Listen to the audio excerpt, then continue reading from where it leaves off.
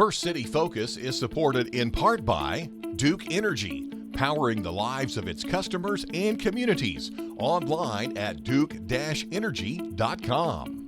Good Samaritan, a regional healthcare center offering a variety of services from primary care to same-day joint replacement surgery and more. Good Samaritan online at gshvin.org. Colonial Assisted Living. Colonial is an assisted living residence, promoting independence and dignity for each resident while providing the necessary assistance for daily living. Colonial Assisted Living, 1622 South Hart Street Road in Vincennes, 812-895-1504. And by WVUT viewers like you. Thank you. Thanks for tuning in to First City Focus. I'm your host, Allison Bowers. On this episode, you can get updates from the United Way of Knox County's 70th year campaign kickoff.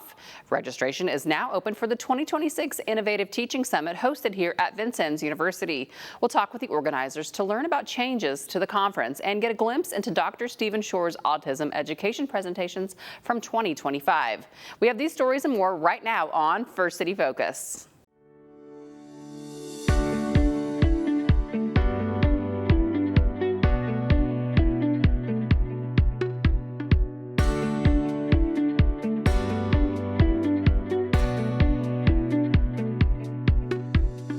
2026 is the 70th anniversary of the Knox County United Way. 70 years of helping neighbors in need. But organizers say the campaign is about more than donations. It's also about connecting people with the right services.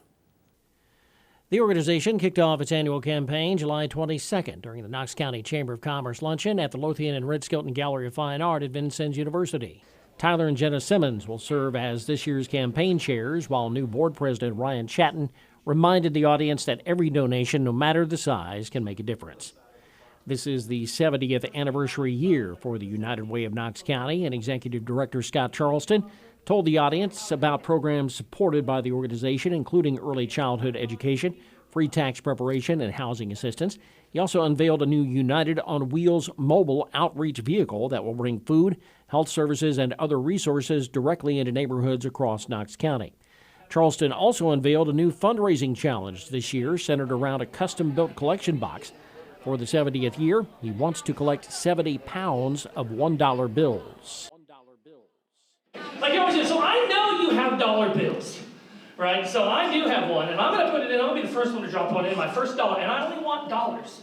If you give a 10, I'm going to take the 10 to the bank. Chris is going to turn it into 10 ones, and we're going to put it in here, right?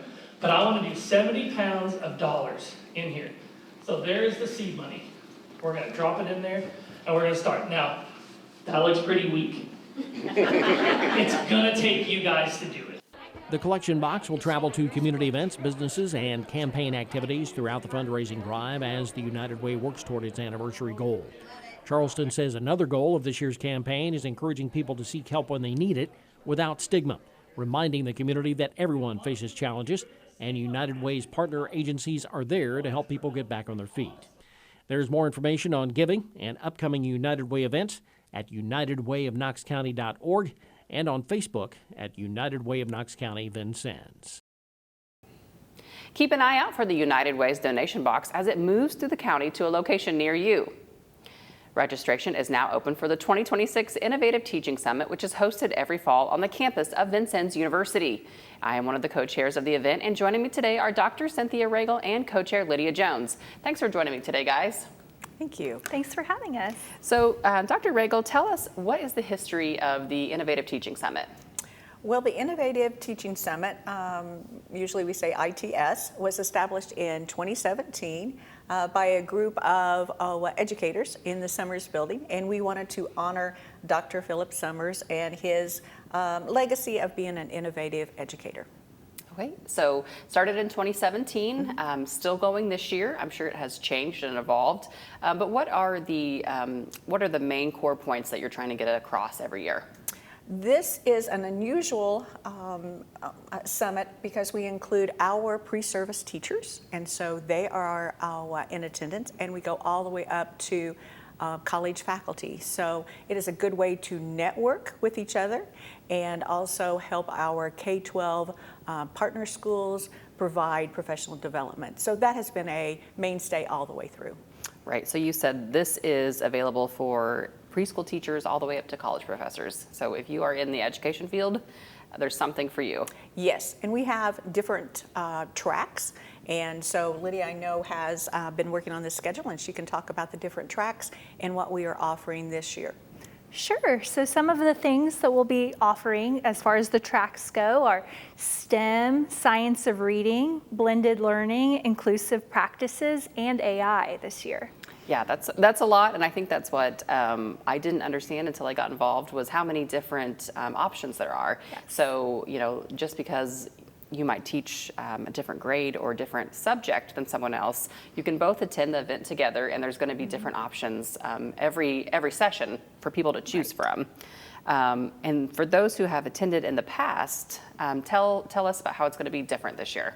Okay, so this year we're going to be in the Red Skelton Performing Arts Center and Museum all day. We're just in our one building. And it's going to be a half-day experience. So we'll be starting at 8 in the morning and ending at 1. And we'll start with registration and coffee first thing in the morning. And then we'll move into the auditorium in the Red Skelton Performing Arts Center to hear our keynote speaker this year. And her name is Andrea Forcum, also known as Educator Andrea on social media. And she will start our day off right. And then we will break out into our breakout sessions, and our attendees will have the choice to attend 3 different breakout sessions. And at the end of the day, we will come back for a closing speaker to talk about AI and send us off on a great Friday. Right, so that way teachers, they know they're going to get out in plenty of time. Right, it's a Friday, and some of them are traveling from far away, and and this way, it's kind of a nice. They can go and they can enjoy lunch somewhere local here in Vincennes at one of our local eateries, and then be on their way. So that's kind of a nice. But we're packing a lot of learning into a half day. Lydia, can you tell me about some of our presenters that we have coming? Sure. So some of the presenters we have several on-campus professors presenting. For example, we have Professor Jamie Singleton, and she'll be talking about synchronous online learning sessions. And one of our education faculty, Professor Andrea Youngs, will be coming in with some practical classroom management strategies. And we also have other people coming in as well, but it just depends on where they're from. We have a person from Jasper, from the University of Evansville, and just all around Indiana coming in. Right, it's a great way, and like Dr. Regal, you mentioned, for the pre-service teachers that are education students, and those can be education students at VU that are anywhere from freshmen to seniors. Yes. And it's giving them a chance to learn things in a different environment than the classroom. So it's giving them some hands-on experience, as well as, like you said, networking with other teachers who have been doing it anywhere from 1 to 30 years, might be sitting beside them in the class.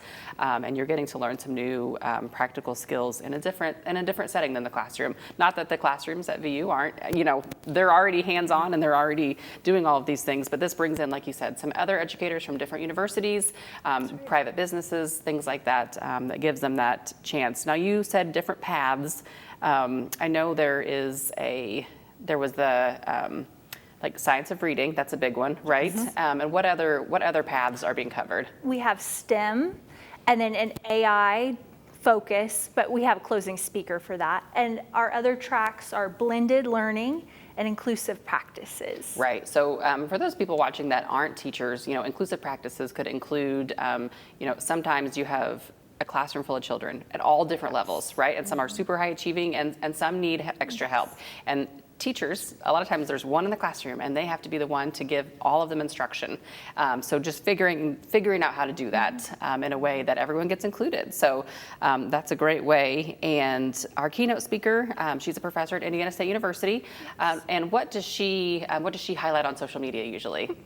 She highlights teacher struggles and how to fight through it. And it's very fun. She's a very engaging person on social media, and I just can't wait to meet her for our summit. Right. She's a lot of comedic relief. Yes. So a happy, lighthearted, Yes. teacher presentation. So this is a great way, and this is in November, Yes. right? November 6th is the date. So teachers throughout the year, this is kind of a nice pick-me-up. They've been at it a couple months. School's starting.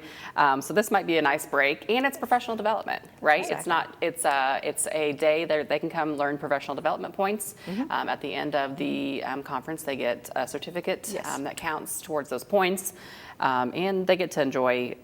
We are serving breakfast, Yes. light snacks and things like that. So, and it's all right there. So you don't have to wander around on campus. It's all in one building. So that's going to be really nice this year, I think. And every year as the conference opens, we have an education alumni, right, who is a local teacher, come and introduce everybody and kind of give everybody a sense of what they've been working on that year, right? So tell me more about that. Exactly. This year we're fortunate to have a local teacher, Colin Crabtree. He is an alum of our VU education program, and he will be joining us at the opening to share some of his things that he's working on and some things that he has. And I think he has been to, if not every ITS, almost everyone. So a good representative of ITS. Yeah, and that kind of gives some of those education students as well an idea like, hey, they just went through this, right? They're just like me, they just finished. Now they're in the classroom and doing that. So that's kind of a nice way. And I think we do get a lot of VU education alumni, right, in attendance. We do. But as well as others, right? So this is open to everyone. What's the cost to attend? $25. Okay, $25, and registration is open. Yes. Right, it opened August 1st, so teachers can go ahead and be planning that when they're starting their school year now. November 6th is the conference, starting at 8 a.m., so you can register anytime up until the event. Then do we have the, if they register, do they receive an email reminder? I mean, how's the? I believe so. Yes, so that's what I was going to say. They're going to get that reminder, and if they have any questions, who should they reach out to? Us. Yes. The three of us. Yeah, any of the three of us. And then I think you kind of mentioned Jamie Singleton's presentation, and Yes. you gave it a fancy name, and I'm sure educators know what that means. But for those watching, tell me, what's the title of it again? Synchronous online sessions. Right, so that is, that's kind of an interesting one because I think last year, I know we had a lot of snow days locally Yes. here. And people are hearing about like online learning during snow days. I think, they're thinking synchronous snow days, non-synchronous, what does that mean? And that's kind of like a class for teachers to be better prepared for those online learning days during snow days. So that's kind of an interesting one because that's something that they probably didn't learn how to do in college because, unless you were a recent graduate, that wasn't existing in the past. So it's things like that. And especially with that class and the AI classes, these are things that not only did they not learn while they were probably in college to be teachers, they didn't learn it last year at ITS because it hadn't yet. Right. I know with the AI stuff, it is changing every day. It is. So I know when we had spoke with an AI possible presenter, he said it's hard for him to plan his presentation from now till November because things could change, so he doesn't know what he's exactly going to be presenting on. So this is kind of just a time, like you said, for teachers to come and learn and kind of get the new stuff and kind of catch up on that stuff and know that by November of 2027, it will all have changed probably. And a lot of that does change, but some of it, the core education values that teachers have don't change. And that's kind of, I always felt like ITS is a nice place for them to come and recharge and get reminded sometimes of why they're doing it. Because day in and day out, teaching can be tiring. You were both classroom teachers at once upon a time, and now you're in these roles. But yeah, so this is kind of just a nice reminder for everyone to come and just a highlight of the VU education program as well. So thank you both for joining me. And Thank you. any teachers who are interested, check us out on Facebook, right? We Yes. have an Innovative Teaching Summit Facebook page. All of the videos from last year's sessions of Dr. Stephen Shore, who was our 2025 keynote, are on the WVUT YouTube page. So they can always watch those as well.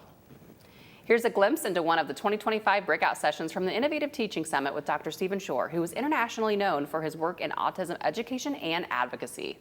What we're looking at here is focusing how we can support autistic and otherwise neurodivergent students to be successful at the college level in higher education. Because so often people with disabilities, they hear college is not for you. And it is. It is for people with learning differences. And especially with the autistic and neurodivergent population, the academics are intact.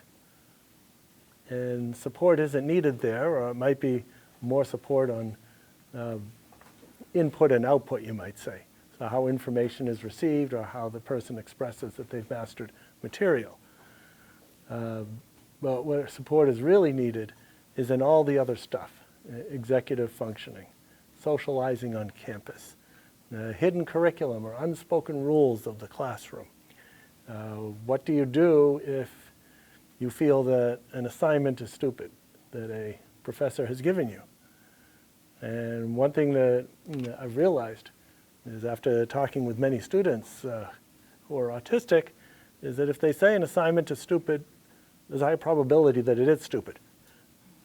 But that said, you still have to do it. And most people just kind of work through that. I don't think I need to do it, but I know the implications. But for the autistic student, we need to work through the process. Well, yeah, you may not need to do the assignment. It's important to validate their view. You may not need to do it. I wouldn't call it stupid, but maybe you don't need to do it. You already know this material. But what happens when you don't complete an assignment? And what are the implications? And what will the professor think? And what happens to your grade? And further on. So it's really thinking things through logically that the student in this case may need support. So what we'll do is we'll look at some things about one, we'll look at some of the differences that we see between high school and college that need to be reckoned with, and also how to prepare students to be ready for college. Because what so often happens is you have a student who's college capable. They can do the work, but are they college ready? And then what can we do at this end as people who are in higher education to make college ready for the students? So it goes both ways. So let's take a look.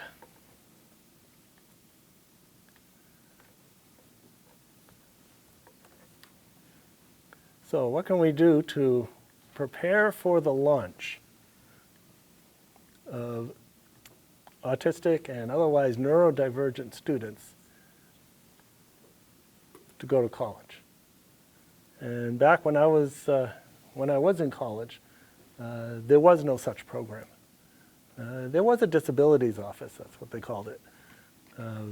Now there's all different types of names that more accurately describe the support that these offices give to students who are in need. And what my parents did is sometimes they'd tell me, take a few days off of high school and go with your sister to the university, your older sister, and hang out with her for a few days. And it was there that, number one, I realized that college was the place to be, as it happens to be for many autistic people who are having difficulty in grade school. And often what I'll tell them is, if you can make it through grade school and get to college, things are going to be much better because the bullies are gone and people accept you more for who you are as opposed to how much you'll like somebody else. So what do we need to do to support students for this launch? What modifications can we find in the university level? And these are some that we see here, some considerations that need to be made. And also various other just college considerations. Whether is residential better or home and then going to college? Is it transportation? Finding your way around college. You don't need to be autistic to have difficulties figuring out where everything is on campus. Social interaction. What are expected ways that students interact with each other? That you interact with various offices and administration. Your professors as well. What about campus groups, various affinity groups, student-recognized organizations that might be interesting? Nutrition. And that tends to be more general, not just with autistic people. You go to the dining commons, it tends to be buffet style. So you can eat whatever you want, as much as you want. And then there's the freshman 15. Managing our schedule, setting up a schedule, choosing your own courses, working within the structure. Autistic people need structure to be successful. University life is very, very structured, but it's up to that person to direct that structure. So as we look at contrasts to what students may be used to, what students' parents may be used to, is that all through college, and by the way, feel free to take as many pictures as you want. The stuff is meant to be shared. So take them, share them with other people, whatever you want to do. The Individuals with Disabilities Education Act mandates that students are provided an education, a reasonable education. So if you're my third grade students, part of my job is to always be on the lookout for students who may be having more than expected difficulty in my class. And I find one student right over here who's having more difficulty than expected. And so my job is not to diagnose, because a lot of teachers worry about that too. Oh, am I going to have to diagnose and determine if my students have ADHD or autism or something else? No, you don't have to do that. All you need to do is get familiar with the different categories of disability and know just enough to realize that it's time to talk with a professional in the school, maybe the school psychologist, and possibly refer to that student for special education support. And they do all the heavy lifting of diagnosis and whatnot, determine if the student is in need of special education support. And then you get a report. And from that report, it's up to you to come up with modifications, with curriculum adjustments. Well, at the college level, that goes away, and now it's ADA. And strictly speaking, ADA requires colleges only to provide equal access. And that's about it. Most colleges and universities provide a lot more than that. Various accommodations, adjustments. And sometimes us professors need education. Because as professors, we're the kings, we're the dictators of our curriculum. And we can't modify the curriculum. These are the expectations. Where there's a lot of room for modification is in how it's delivered and how we can help the student process this information once it's delivered. And then finally, at the other end, how can the student demonstrate that they've mastered material? Another big difference for students is that the ADA is a self-serve model. It's up to the student to find the appropriate office. It's up to the student to disclose to that office. It's up to the student to advocate for accommodations they need. So as part of preparation for college, involving students in their own educational plan is a great way to do that, because that's where you hear and experience the language of advocacy. Oh, well, my son has difficulty with the lights. They're too bright for him. It's part of a characteristic of autism. So I think, says the parent, we should just shut off the lights and then my son will be okay. Then the teacher says, well, yeah, I suppose I could do that, but what about all the other students who now aren't able to see? And it goes back and forth, and finally you come up with an adjustment that works for everybody, which might be unscrewing the light above the student's head, sitting them next to the window if there's a window. Hats aren't allowed in school, well, maybe it's written in the IEP. Remember, you can watch all of Dr. Stephen Shore's presentations on autism education on our WVUT YouTube page. The Knox County Fair has been a summer tradition for generations. As one of the oldest county fairs in Indiana and the nation, it continues to bring the community together each year. In our final focus segment, we take you to the Watermelon Mania Day for some of the sights and sounds from this year's fair.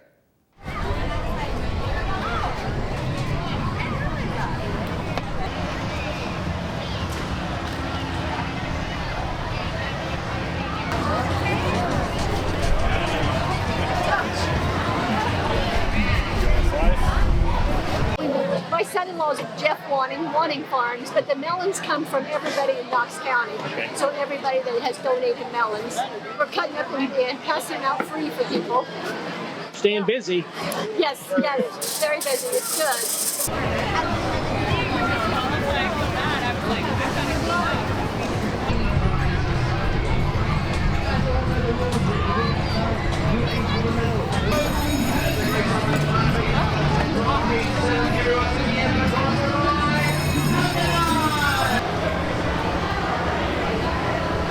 That's all day. It's awesome.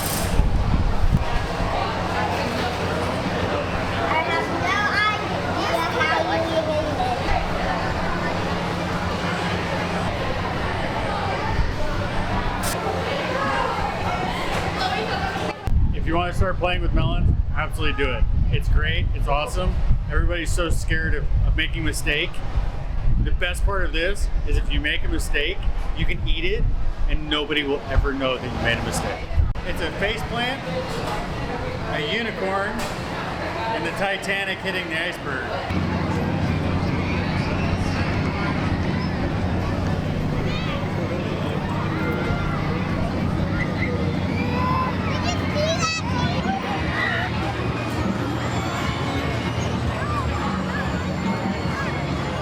Two, one, go! And as it goes up by number 7, here comes 11 and 10 to the top they go. It's a quick one, but across the line, number 11 takes the win.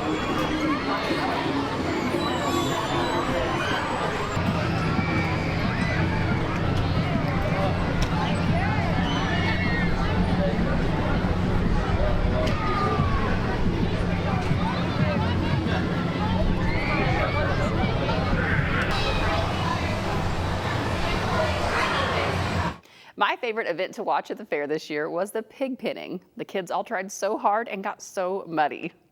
That's all for this edition of First City Focus. For everyone here at WVUT TV, I'm Allison Bowers. Join us again next week.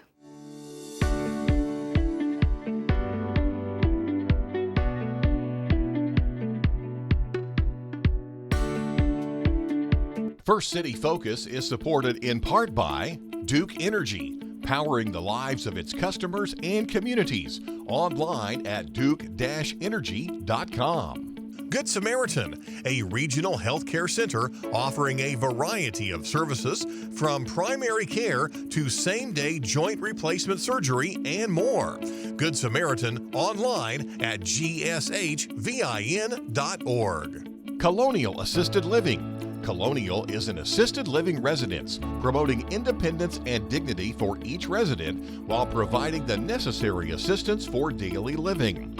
Colonial Assisted Living, 1622 South Hart Street Road in Vincennes, 812-895-1504. And by WVUT viewers like you. Thank you.